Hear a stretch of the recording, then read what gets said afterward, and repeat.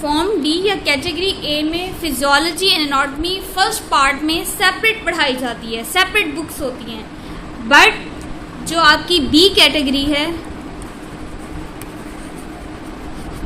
B category में आपको anatomy and physiology इकट्ठी पढ़ाई जाती है।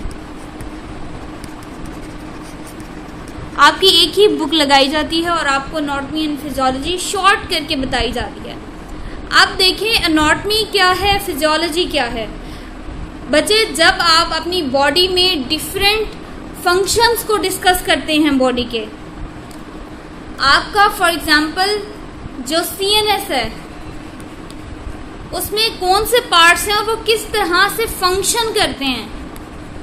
आपकी अगर सेंसेस हैं जिसमें आपकी आईज हैं, आईज भी है ना आपकी सेंसेस, तो ये किस तरह से आईज फंक्शन करती हैं, क्या काम करती हैं, आपके जिस्म में मौजूद क्यों हैं, अगर हैं तो वो किस तरह से काम कर रही हैं। तो ये सारे फंक्शंस को, जिस्म के जितने भी हिस्से हैं, पार्ट्स हैं, उनके फंक्शंस को डिस्कस करना फिजियोलॉजी कहलाती है।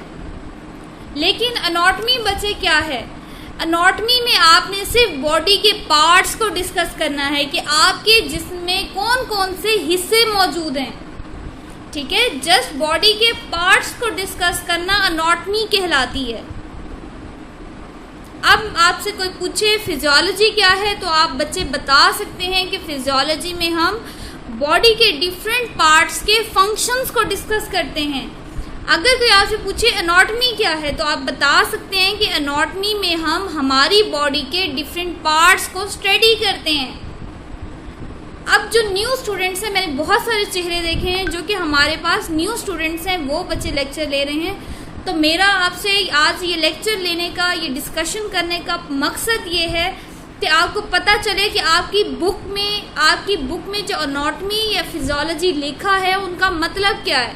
बच्चे, ये आपकी बुक का पहला पेज है जिसमें एनाटॉमी की डेफिनेशन लिखी है। अब देखें, मैंने आपसे दोनों डेफिनेशन डिस्कस कर ली हैं, एनाटॉमी की भी और फिजियोलॉजी की भी। आपसे ये भी डिस्कस कर लिया कि जो 5 साल प्रोग्राम है जिसे फॉर्म डी या कैटेगरी ए बोलते हैं, उसमें आपको फिजियोलॉजी और एनाटॉमी अलग-अलग से बुक्स, अलग-अलग से टीचर्स पढ़ाते हैं।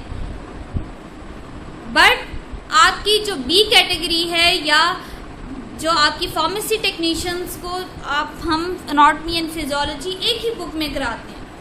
मकसद ये है कि छोटा सा रिव्यू देना आपको, ताकि बॉडी के पार्ट्स का भी पता हो और उनके फंक्शंस का भी पता हो। आपको इकट्ठा ही एक ही सिलेबस आपको करा दिया जाता है।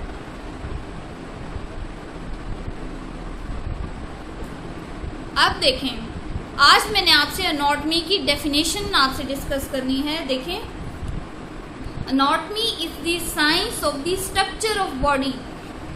एनाटॉमी एक साइंस है जिसमें हम जिस्म के जो स्ट्रक्चर है उसको डिस्कस करते हैं। अब देखें, वो कहते हैं कि मेडिकल साइंस की ब्रांच है एनाटॉमी, मेडिकल साइंस की ब्रांच है जिसमें हमने इंसान के जिस्म के मुख्तलिफ हिस्से और उसमें मौजूद मुख्तलिफ ऑर्गन्स के जो स्ट्रक्चर्स होते हैं, जो उनकी बॉडी शेप होती है, उनको हमने स्टडी करना होता है, पढ़ना होता है।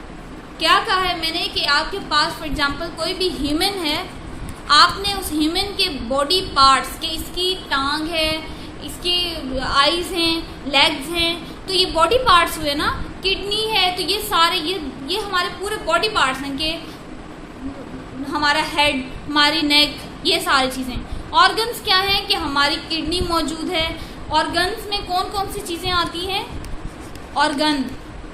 ऑर्गन में हमारे पास हमारा हार्ट आता है, हमारा दिल आता है, हमारी किडनी आती है, ठीक है, गाल ब्लैडर आता है, बहुत सारे ये डिफरेंट ऑर्गन्स हमारी बॉडी के अंदर मौजूद हैं। तो इनके स्ट्रक्चर को हमें इनके स्ट्रक्चर्स को मुताला करना होता है, तो ये एनाटॉमी कहलाता है।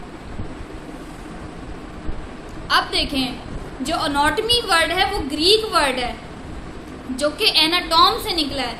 अब देखें, एना का मतलब है अप, टॉम का मतलब होता है कटिंग। देखें, आपके पास कोई भी ऑर्गन है, फॉर एग्जांपल ये आपका दिल है, आप उसके 4 चैम्बर बना लेते हैं। ऊपर वाले एट्रिया कहलाते हैं, नीचे वाले वेंट्रिकल कहलाते हैं।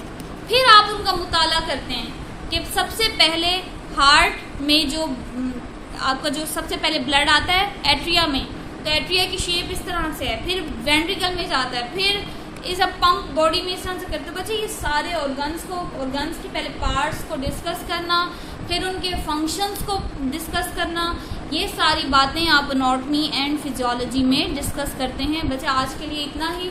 आपसे ये छोटा सा एनाटॉमी एंड फिजियोलॉजी का इंट्रोडक्शन था जो कि मैंने आपको डिटेल में बताया है। ये उन बच्चों के लिए ख़ास है जो कि बच्चे बिल्कुल न्यू आए हैं और उन्हें कोई आइडिया नहीं है, उनसे मैंने एनाटॉमी एंड फिजियोलॉजी का इंट्रोडक्शन आज डिस्कस किया।